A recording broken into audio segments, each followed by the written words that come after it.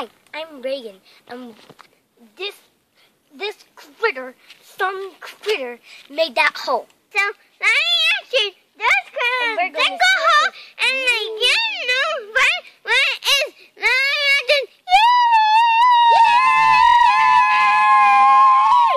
Hi, I'm Riley, and some critter was trying to dig up their bee's hole. It might have been a baby cub because cubs like honey just like bears. So maybe a cub must have digged up that hole and made it there, and then it's infested with bees. And now those bees are pretty upset, so now they're trying to rebuild their damage. Because yesterday that hole wasn't there. Today it is.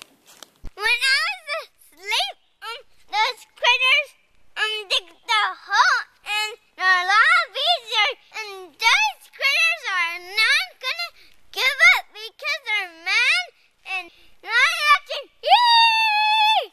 Yay! More live action.